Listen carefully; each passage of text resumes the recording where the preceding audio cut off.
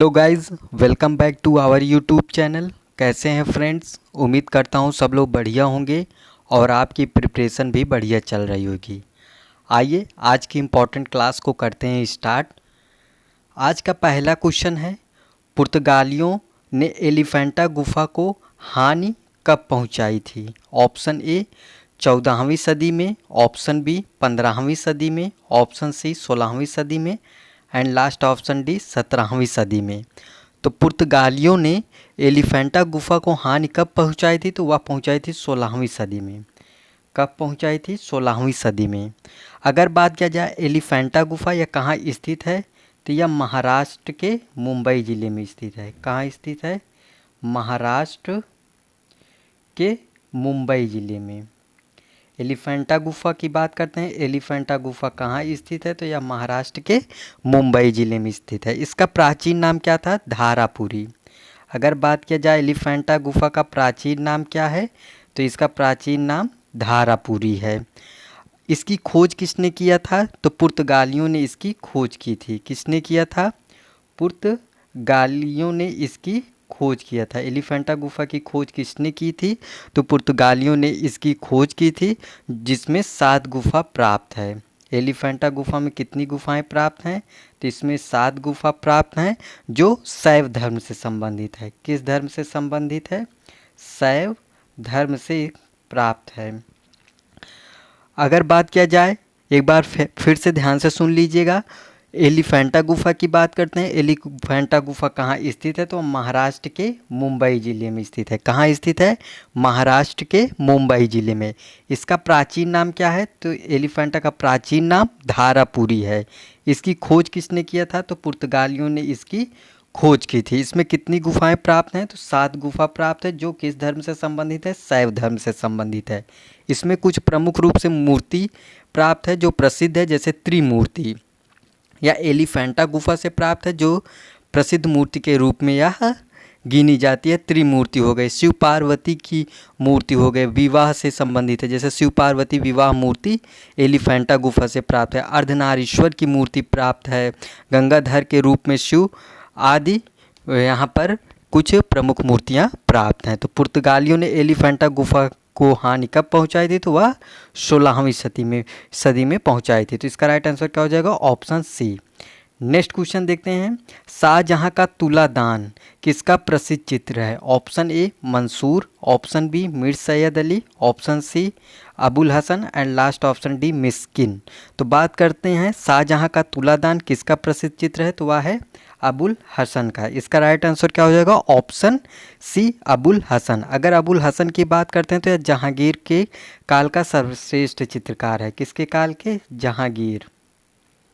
जहांगीर के काल का सर्वश्रेष्ठ चित्रकार है कौन? अबुल हसन। अगर अबुल हसन की बात करते हैं, इसको उपाधि दी गई थी नादिर उद जमा। क्या दिया गया था? नादिर उद जमा। नादिर उद जमा की यह उपाधि से सम्मानित किया गया था। कौन? अबुल हसन। या इसी को बोलते हैं वंडर ऑफ द एज। इसी को बोलते हैं क्या इंग्लिश में? Wonder of the age. ये जो है कहीं कहीं इसको इंग्लिश में पूछ लेता है कि वंडर ऑफ द एज की उपाधि से किसे सम्मानित किया गया था? तो वह अबुल हसन को। अबुल हसन की बात करते हैं तो यह पशु पक्षी फूल चित्रण में माहिर था। किसमें? पशु पक्षी फूल चित्रण में। तो शाहजहां का तुलादान किसका प्रसिद्ध चित्र है? अबुल हसन का है। अगर अबुल हसन की बात करते हैं तो जहांगीर के काल का सर्वश्रेष्ठ चित्रकार माना जाता है। उसको उपाधि दी गई थी। क्या उपाधि दी गई थी? तो नादिर उद जमा की उपाधि से सम्मानित किया गया था, जिसे वंडर ऑफ द एज के नाम से भी जाना जाता है। अबुल हसन पशु पक्षी फूल चित्रण में माहिर था। तो इसका राइट आंसर क्या हो जाएगा? Option C Abul Hasan. Next question है, खिलौने की तरह पशु पक्षियों का अलंकरण किस शैली में हुआ है? ऑप्शन ए पाल शैली, ऑप्शन बी अपभ्रंश शैली, ऑप्शन सी मुगल शैली and last option D Rajasthani शैली। तो बात करते हैं खिलौने की तरह पशु पक्षियों का अलंकरण किस शैली में हुआ है? तो वह हुआ है अपभ्रंश शैली। इसका राइट आंसर क्या हो जाएगा? ऑप्शन बी अपभ्रंश शैली। अगर अपभ्रंश शैली का समय की बात करते हैं तो इसका समय कब से कब माना जाता है? तो 7वीं शताब्दी से लेकर 12वीं शताब्दी तक। अपभ्रंश शैली का समय कब माना जाता है? 7वीं शताब्दी से लेकर 12वीं शताब्दी तक इसका समय माना जाता है अपभ्रंश शैली का। अगर बात करते हैं अपभ्रंश शैली की खोज किसने किया था, तो डॉक्टर आनंद कुमार स्वामी ने किया था। अपभ्रंश शैली की खोज किसने किया था, तो डॉक्टर आनंद कुमार स्वामी ने अपभ्रंश शैली की खोज की थी। इसमें कुछ इंपॉर्टेंट पूछता है, जैसे किसने क्या कहा था, जैसे इसी को जैन शैली के नाम से भी जाना जाता है। अगर बात करते हैं कि इसमें पूछेगा कि जैसे जैन शैली को पश्चिमी भारतीय शैली किसने कहा, तो आनंद कुमार स्वामी ने कहा। जैन शैली को अपभ्रंश शैली किसने कहा, तो राय कृष्ण दास या मोती चंद ने कहा। इसीलिए इसको अपभ्रंश शैली के नाम से भी जाना जाता है। जैसे जैन शैली इसका मूल नाम है, इसको अलग अलग प्रकार ने अलग अलग इसको नाम से संबोधित किया है। तो जैसे जैन शैली को पश्चिमी भारतीय शैली किसने कहा, तो आनंद कुमार स्वामी ने कहा। जैन शैली को गुजरात शैली किसने कहा, एन.सी. मेहता ने कहा। जैन शैली को जैन शैली ही किसने कहा, पर्सी ब्राउन ने कहा। फिर पूछेगा जैन शैली को अपभ्रंश शैली किसने कहा, तो राय कृष्ण दास या मोती चंद ने कहा था। तो खिलौने की तरह पशु पक्षियों का अलंकरण किस शैली में हुआ है, तो वह अपभ्रंश शैली में हुआ है। तो इसका राइट आंसर क्या हो जाएगा, ऑप्शन बी अपभ्रंश शैली। नेक्स्ट क्वेश्चन देखते हैं। नेक्स्ट क्वेश्चन है, रंगीन कांच की खिड़कियों की कला किस समय में प्रारंभ हुई? ऑप्शन ए तंजौर शैली, ऑप्शन बी गोथिक कला, ऑप्शन सी मैसूर शैली and last option D Mughal शैली। तो इसका राइट आंसर क्या हो जाएगा, ऑप्शन बी गोथिक कला। इसका राइट आंसर क्या हो जाएगा, ऑप्शन बी गोथिक कला। रंगीन कांच की खिड़कियों की कला किस समय प्रारंभ हुई थी, तो वह गोथिक कला के समय प्रारंभ हुई थी। तो इसका राइट आंसर क्या हो जाएगा, ऑप्शन बी जो लगा हो गोथिक कला। नेक्स्ट क्वेश्चन है, रावण छाया गुफा कहाँ स्थित है? Option A Ajmer, option B Andhra Pradesh, option C Orissa and last option D Karnataka. तो बात करते हैं रावण छाया गुफा कहाँ स्थित है, तो यह स्थित है उड़ीसा में। इसका राइट आंसर क्या हो जाएगा, option C Orissa. Next question देखते हैं, कला तीर्थ की उपमा से किस गुफा को संबोधित किया गया है? कला तीर्थ की उपमा से किस गुफा को संबोधित किया गया है? Option A Ellora, option B Badami, option C Elephanta and last option D Ajanta. तो बात करते हैं कला तीर्थ की उपमा से किस गुफा को संबोधित किया गया है, तो वह किया गया है एलोरा गुफा को। अगर एलोरा की बात करते हैं या कहाँ स्थित है, तो यह महाराष्ट्र के औरंगाबाद में स्थित है। कहाँ स्थित है, महाराष्ट्र के औरंगाबाद में।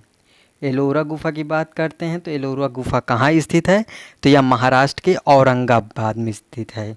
इसकी खोज किसने किया था, तो राष्ट्रकूट शासकों ने इसकी खोज किया था, जिसमें बेसाल चट्टानों को काटकर इसमें कुल 34 गुफाओं का निर्माण करवाया था। कितनी गुफाओं का, 34 गुफाओं का इसमें निर्माण करवाया था। अगर बात करते हैं 34 गुफाओं में 3 धर्म से संबंधित है, बौद्ध धर्म, हिंदू धर्म और जैन धर्म से संबंधित है। 1 से 12 तक, 1 से 12 तक मतलब 12 गुफा किस धर्म से संबंधित है, बौद्ध धर्म से। अगर बात किया जाए 13 से 29 तक मतलब 17 गुफा किस धर्म से संबंधित है, हिंदू धर्म से। और लास्ट में 30 से 34 तक, 30 से 34 तक मतलब 5 गुफा किस धर्म से संबंधित है, जैन धर्म से। तो इसमें 1 से 12 तक 12 गुफा बौद्ध धर्म से संबंधित है। 13 से 29 तक 17 गुफा किस धर्म से संबंधित है, हिंदू धर्म से। 30 से 34 तक 5 गुफा किस धर्म से संबंधित है, जैन धर्म से। और इसका प्राचीन नाम क्या था, तो एलापुर एंचल या बेरुल नाम से इसे जाना जाता है। तो इसका राइट आंसर क्या हो जाए, कला तीर्थ की उपमा किस गुफा को संबोधित किया गया है, तो वह किया गया है एलोरा गुफा को। इसका राइट आंसर क्या हो जाएगा, option A Ellora. Next question देखते हैं, वासुदेव और देवकी रिहाई शीर्षक चित्र राजा रवि वर्मा ने किस माध्यम से बनाया था? Option A oleograph, option B tempera, option C तैल माध्यम एंड लास्ट ऑप्शन डी इनमें से कोई नहीं। तो वासुदेव और देवकी रिहाई शीर्षक चित्र राजा रवि वर्मा ने किस माध्यम से बनाया था, तो उसे बनाया था ओलियोग्राफ से। तो इसका राइट आंसर क्या हो जाएगा, ऑप्शन ए ओलियोग्राफ। अगर बात किया जाए राजा रवि वर्मा का जन्म कब हुआ था, तो 29 अप्रैल 1848 को। कब, 29 अप्रैल 1848 को इनका जन्म हुआ था। कहाँ हुआ था? तो केरल के किलीमन्नूर नामक स्थान पे इनका जन्म हुआ था 29 अप्रैल 1848 को। अगर इनकी मृत्यु की बात किया जाए तो 2 अक्टूबर 1906 को हुआ था। इनकी मृत्यु कब हुई थी? 2 अक्टूबर 1906। ये कहाँ हुआ था? तो तिरुवनंतपुरम आरटी ट्रंगल नामक एक स्थान पर इनकी मृत्यु हुई थी। कब? 2 अक्टूबर 1906 में। अगर राजा रवि वर्मा की बात किया जाए तो ये पेस्टल रंग के जन्मदाता के रूप में इनको जाना जाता है। इन किस रूप में? पेस्टल रंग के जन्मदाता के रूप में इन्हें जाना जाता है। इनका विषय क्या था? तो पारसी नाटक मंडली से संबंधित था या प्रेरित था।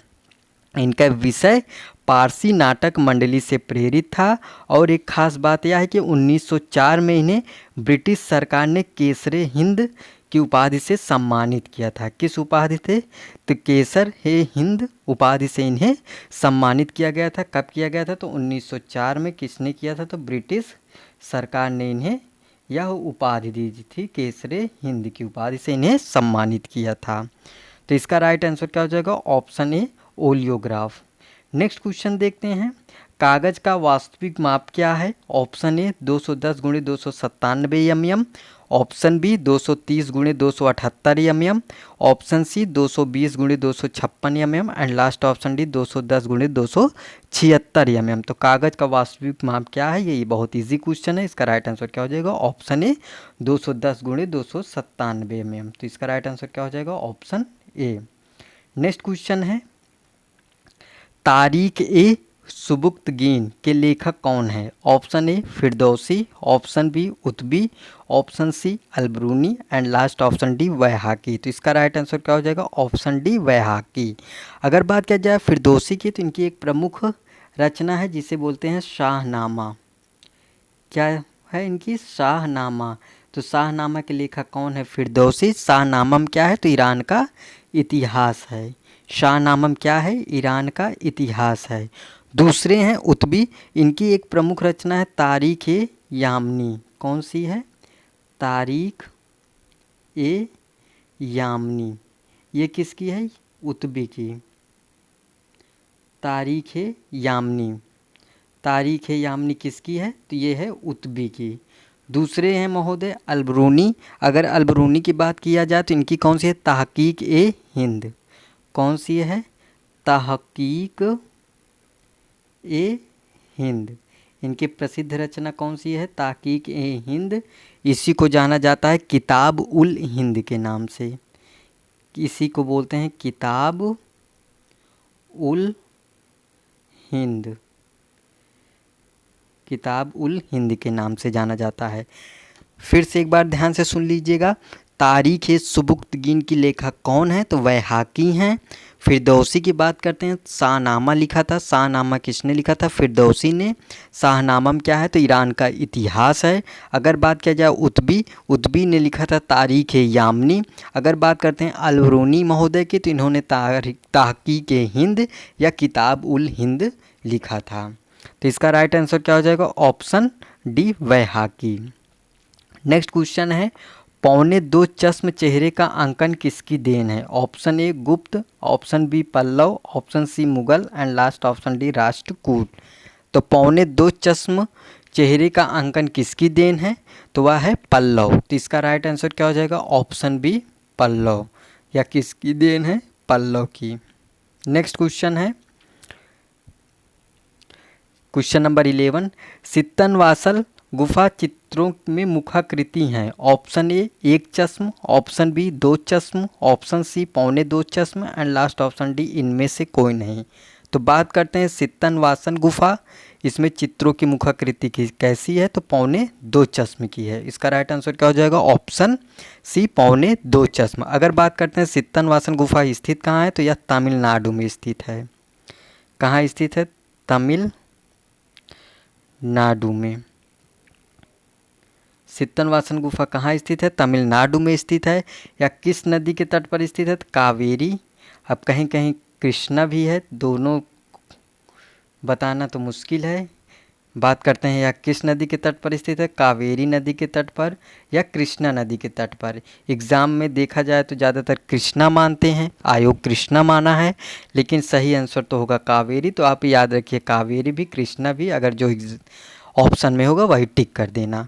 तो इसका क्या हो जाएगा? कावेरी। अगर इसकी खोज की बात करते हैं तो इसकी खोज कब हुई थी? 1934 में। किसने किया था? तो ध्रुवील महोदय ने। किसने किया था? ध्रुवील ने। और खोज तो 1934 में ध्रुवील ने किया था, लेकिन इसको सबसे पहले देखा किसने था? तो टी.एस. गोपीनाथ ने। इसको सबसे पहले देखा किसने था? तो टी.एस. गोपीनाथ ने। और सित्तनवासन गुफा किस धर्म से संबंधित है? जैन धर्म से। एक बार फिर से ध्यान से समझिएगा। बात करते हैं सित्तनवासन गुफा। चित्रों में मुखाकृति कैसी है? तो 2.25 चश्मे की है। इसकी खोज किसने किया था? तो 1934 में प्रोफेसर ध्रुवील ने किया था। इसको सबसे पहले देखा किसने था? तो टी.एस. गोपीनाथ ने देखा था। यह कहाँ स्थित है? तो यह तमिलनाडु में स्थित है। किस नदी के तट पर स्थित है? कावेरी नदी के तट पर स्थित है। किस धर्म से संबंधित है? तो यह जैन धर्म से संबंधित है। उम्मीद करता हूँ सबको यह समझ में आ गया होगा। नेक्स्ट क्वेश्चन देखते हैं। राजस्थान शब्द का सर्वप्रथम प्रयोग किसने किया था? Option A Ram Kumar Verma, option B Ananda Coomaraswamy, option C colonel Tod and last option D Raikrishna Das. तो बात करते हैं राजस्थान शब्द का सर्वप्रथम प्रयोग किसने किया था? तो वह किया था कर्नल टाड ने। इसका राइट आंसर क्या हो जाएगा? Option C colonel Tod. इन्होंने कब किया था? तो 1829 में। राजस्थान शब्द का सर्वप्रथम प्रयोग किसने किया था? कर्नल टाड ने किया था। कब किया था? 1829 में।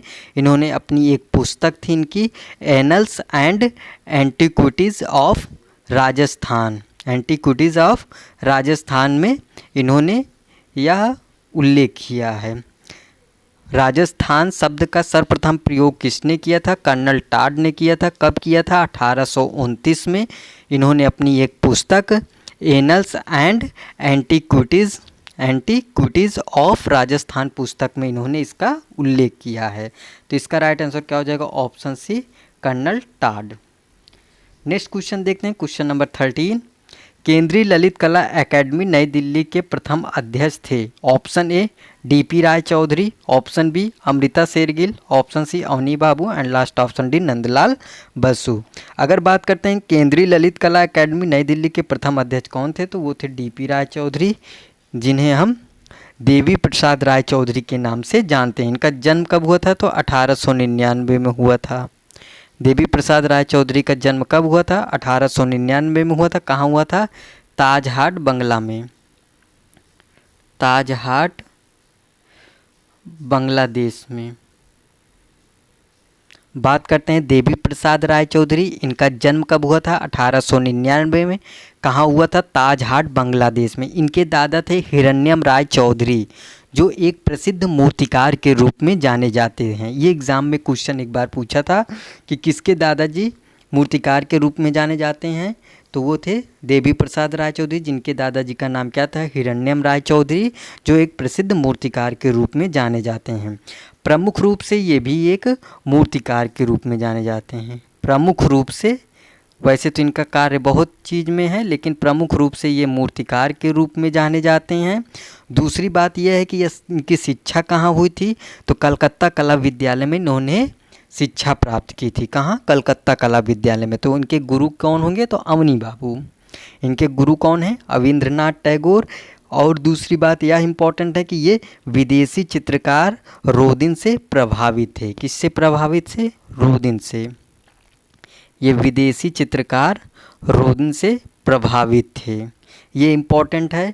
और ये मूर्तिकार, बांसुरी वादक, कुश्ती निशानेबाज के रूप में जाने जाते हैं। प्रमुख रूप से मूर्तिकार के रूप में जाने जाते हैं। उसके साथ साथ ये बांसुरी वादक भी थे, कुश्ती भी करते थे, निशानेबाजी भी करते थे। इनका ये भी कुछ इम्पॉर्टेंट फैक्ट है। दूसरी बात, यह मद्रास कला विद्यालय के प्रथम अध्यक्ष भी थे। देवी प्रसाद राय चौधरी, इनका जन्म 1899 में ताजहाट बांग्लादेश में हुआ था। इनके दादा हिरण्यम राय चौधरी एक प्रसिद्ध मूर्तिकार के रूप में जाने जाते हैं। ये प्रमुख रूप से मूर्तिकार के रूप में जाने जाते हैं। साथ ही साथ ये मूर्तिकार के साथ साथ बांसुरी वादक, कुश्ती निशानेबाज के रूप में भी ये प्रसिद्ध थे। इनकी शिक्षा कलकत्ता कला विद्यालय में हुई थी, जहाँ इनके गुरु अवनी बाबू थे। नेक्स्ट, ये विदेशी चित्रकार रोदिन से प्रभावित थे या मद्रास कला विद्यालय के प्रथम प्रधानाचार्य भी थे। यह मद्रास कला विद्यालय के प्रथम प्रधानाचार्य के रूप में भी ये थे। नेक्स्ट क्वेश्चन देखते हैं, क्वेश्चन नंबर 14। पर्वत, चट्टानों, भवनों के ढांचे को नष्ट होते हुए किसने चित्रित किया? Option A Hemant Mishra, option B Jagdish Chandra, option C Gopal Ghosh and last option D DP Rai Chaudhary. तो वह कौन सा कलाकार है जिसने पर्वत को, चट्टानों को, भवनों को, ढांचे को नष्ट होते हुए चित्रित किया? वह कौन है? हेमंत मिश्रा है। इसका राइट आंसर क्या हो जाएगा? Option A Hemant Mishra. अगर बात किया जाए हेमंत मिश्रा की, तो यह कलकत्ता ग्रुप के एक प्रसिद्ध कलाकार के रूप में भी जाने जाते हैं। हेमंत मिश्रा कलकत्ता ग्रुप के कलाकार के रूप में यह जाने जाते हैं। इनका जन्म कब हुआ था? 13 अक्टूबर 1977 में। हेमंत मिश्रा का जन्म कब हुआ था? तो 13 अक्टूबर 1917 में, सॉरी 77 नहीं 17, 13 अक्टूबर 1917 में इनका जन्म हुआ था। कहाँ हुआ था? तो शिवसागर असम में, शिवसागर असम में। अगर बात किया जाए हेमंत मिश्रा, इनका जन्म 13 अक्टूबर 1917 में कहाँ हुआ था? शिवसागर असम में। यह एक कलकत्ता ग्रुप के प्रसिद्ध कलाकार हैं। ये व्यवसाय में इनका देखा जाए तो ये चित्रकार के रूप में जाने जाते हैं। साथ ही ये अति यथार्थवाद से प्रभावित थे। किससे प्रभावित थे? अति यथार्थवाद से ये प्रभावित थे। तो पर्वत, चट्टानों, भवनों के ढांचे को नष्ट होते हुए किसने चित्रित किया? तो वह कौन है? हेमंत मिश्रा। इसका राइट आंसर क्या हो जाएगा? Option A Hemant Mishra. Next question है, मुगल काल में चित्रशाला को किस नाम से जाना जाता है? ऑप्शन ए चित्रशाला, ऑप्शन बी तस्वीर खाना, ऑप्शन सी वास्तु खाना एंड लास्ट ऑप्शन डी इनमें से कोई नहीं। तो मुगल काल में चित्रशाला को किस नाम से जाना जाता है? तो वह जाना जाता है तस्वीर खाना। इसका राइट आंसर क्या हो जाएगा? ऑप्शन बी तस्वीर खाना। नेक्स्ट क्वेश्चन है, कश्मीर में शालीमार बाग का निर्माण किसने करवाया था? Option A Akbar, option B Jahangir, option C Shahjahan and last option D Aurangzeb. तो बात करते हैं कश्मीर में शालीमार बाग का निर्माण किसने करवाया था? तो वह करवाया था जहांगीर ने। किसने करवाया था? जहांगीर ने। इसका राइट आंसर क्या हो जाएगा? Option B Jahangir. अगर बात किया जाए जहांगीर की, तो जहांगीर कालीन चित्रकला ईरानी प्रभाव से मुक्त होकर एक नवीन रूप में पनपी थी। इनके समय ईरानी प्रभाव बिल्कुल मुक्त हो चुका था। एक नवीन रूप से इनके काल में चित्रकला पनपी थी। इनके काल में सर्वश्रेष्ठ व्यक्ति चित्र बनने लगे थे। व्यक्ति चित्र तो अकबर के समय भी बनने लगे थे, लेकिन तो सर्वश्रेष्ठ व्यक्ति चित्र जहांगीर के काल में ही बने थे। इनके समय प्रमुख चित्रकार के रूप में जैसे अबुल हसन थे, मंसूर हो गए, मनोहर हो गए, बिशनदास जो एक प्रसिद्ध छवि चित्रण के रूप में जाने जाते हैं, आदि इनके समय के प्रमुख कलाकार के चित्रकार की ख्याति अर्जित होती है। तो कश्मीर में शालीमार बाग का निर्माण किसने करवाया था? तो वह किसने करवाया था? तो जहांगीर ने। नेक्स्ट क्वेश्चन है, लघु चित्र धारा के पास बैठी योगिनी को दर्शाया गया है। ऑप्शन ए अहमदनगर में, option B Golconda, option C बीजर and last option D Berar. तो इसका राइट आंसर क्या हो जाएगा कि लघु चित्र धारा के पास बैठी योगिनी को दर्शाया गया। कहाँ दर्शाया गया है? तो वह बीजापुर में दर्शाया गया है। इसका राइट आंसर क्या हो जाएगा? Option C Bijapur. अगर बात किया जाए बीजापुर, तो बीजापुर में यूसुफ आदिल शाह का शासक था। यहाँ का शासक कौन था? यूसुफ आदिल शाह, जिसने बीजापुर को 1490 में स्वतंत्र 1490 में यूसुफ आदिल शाह ने बीजापुर को 1490 में स्वतंत्र घोषित कर दिया था। साथ ही आदिल शाही वंश की स्थापना की थी। कब? 1490 में।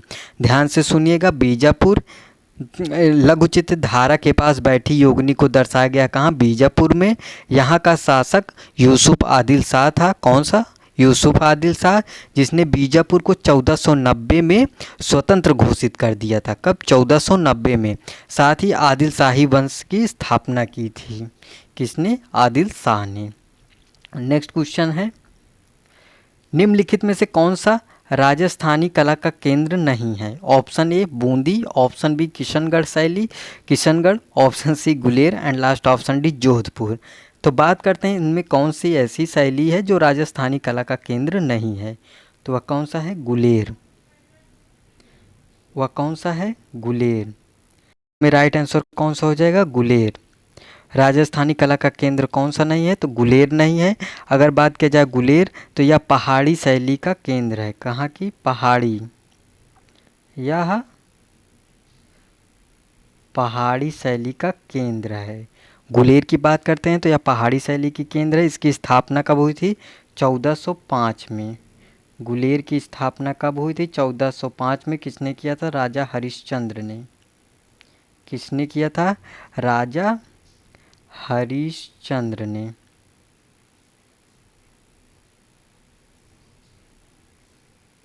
गुलेर की स्थापना कब हुई थी? 1405 में। किसने किया था? राजा हरिश्चंद्र ने किया था। गुलेर कलम के आरंभिक चित्र किसके समय में बनने लगे थे? तो पंडित सेओ और उनके दो पुत्र थे। कौन? मानकू और नैनसुख के समय गुलेर शैली में आरंभिक चित्र बनना शुरू हो गया था। तो निम्नलिखित में से कौन सा राजस्थानी कला का केंद्र नहीं है? तो वह गुलेर नहीं है। अगर गुलेर की बात करते हैं तो यह पहाड़ी शैली का मुख्य केंद्र था, जिसकी स्थापना 1405 में राजा हरिश्चंद्र ने की थी। गुलेर कलम का आरंभिक चित्र किसके समय में बनने लगे थे? तो पंडित सेओ और उनके दो पुत्र मानकू और नैनसुख ने बनाए थे। तो इसका राइट आंसर क्या हो जाएगा? गुलेर। नेक्स्ट क्वेश्चन है, कोलकाता या कलकत्ता ग्रुप की स्थापना कब हुई थी? Option A 1943, option B 1944, option C 1945 and last option D 1950। तो बात करते हैं कलकत्ता ग्रुप की स्थापना कब हुई थी? तो वह हुई थी 1943 में। इसका समापन कब हुआ था? 1953 में, यानी यह 10 साल चला था। स्थापना 1943 में, समापन 1953 में। इसके संस्थापक कौन थे? प्रदोष दास गुप्ता। कलकत्ता ग्रुप के संस्थापक कौन थे? प्रदोष दास गुप्ता, जो एक प्रसिद्ध मूर्तिकार के रूप में जाने जाते हैं। इसका अन्य नाम क्या था? ग्रुप 43। कलकत्ता ग्रुप का अन्य नाम क्या था? ग्रुप 43। अगर बात किया जाए अमृता शेरगिल के मृत्यु के बाद भारत में कलकत्ता ग्रुप की स्थापना हुई थी। किसके? क्वेश्चन पूछता है किस कलाकार के मृत्यु के बाद भारत में कलकत्ता ग्रुप की स्थापना हुई थी? तो वह किसके मृत्यु के बाद? अमृता शेरगिल के मृत्यु के बाद भारत में कलकत्ता ग्रुप की स्थापना हुई थी। इसकी पहली प्रदर्शनी कब लगी थी? तो 1944 में। 1944 में कलकत्ता ग्रुप की पहली प्रदर्शनी लगी थी। कहाँ लगी थी? मुंबई में। इसकी दूसरी प्रदर्शनी कब लगी थी? 1945 में। ये भी कहाँ लगी थी? मुंबई में। और इसकी तीसरी प्रदर्शनी मोस्ट इम्पॉर्टेंट हो जाता है, जो 1950 में लगी थी। ये भी कहाँ लगी थी? मुंबई में ही, लेकिन पैक ग्रुप के साथ लगी थी, इसलिए ये इम्पॉर्टेंट हो जाता है। पहली प्रदर्शनी अक्सर एग्ज़ाम में पूछता है क्योंकि ये पहली प्रदर्शनी है। तो कलकत्ता ग्रुप की पहली प्रदर्शनी कहाँ लगी थी? मुंबई में लगी थी। कब लगी थी? 1944 में। लास्ट प्रदर्शनी कब हुई थी? 1950 में। किसके साथ हुई थी? पैक ग्रुप के साथ लगी थी, जो मुंबई में लगी थी। तो ये इम्पॉर्टेंट हो जाता है। फिर से ध्यान से समझ लीजिएगा, कोलकाता या कलकत्ता ग्रुप की स्थापना कब हुई थी? 1943 में हुई थी। इसका समापन कब हुआ था? 1953 में। ये 10 साल यह ग्रुप चला था। इसके संस्थापक कौन थे? प्रदोष दास गुप्ता थे, जो एक प्रसिद्ध मूर्तिकार के रूप में जाने जाते हैं। इसका अन्य नाम भी था। क्या नाम था? ग्रुप 43 के नाम से यह जाना गया। यह अमृता शेरगिल के मृत्यु के बाद भारत में कलकत्ता ग्रुप की स्थापना होती है। अगर बात करते हैं इसके प्रदर्शनियाँ की, तो पहली प्रदर्शनी कब लगी थी? तो 1944 में मुंबई में लगी थी। अगर बात करते हैं दूसरी प्रदर्शनी 1945, ये भी मुंबई में लगी थी। तीसरी प्रदर्शनी 1950, ये भी मुंबई में लगी थी। लेकिन खास बात यह है कि इसमें पैक ग्रुप के साथ यह प्रदर्शनी आयोजित हुई थी। तो इसका राइट आंसर क्या हो जाएगा? Option A 1943। आज का अंतिम क्वेश्चन, लास्ट क्वेश्चन है। आप कमेंट में ज़रूर बताइएगा 20 में से आपके कितने क्वेश्चन सही हुए।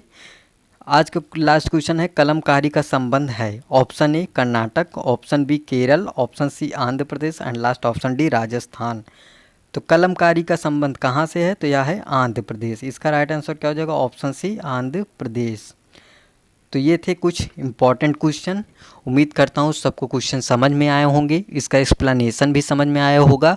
अगर आपका कहीं डाउट होता है किसी क्वेश्चन में, कोई क्वेरी होता है, तो आप कमेंट बॉक्स में ज़रूर पिन किया करिएगा, कमेंट करिएगा, हम उसका आंसर ज़रूर देंगे। और आपका स्कोर क्या हुआ वो भी आप कमेंट बॉक्स में लिख सकते हैं।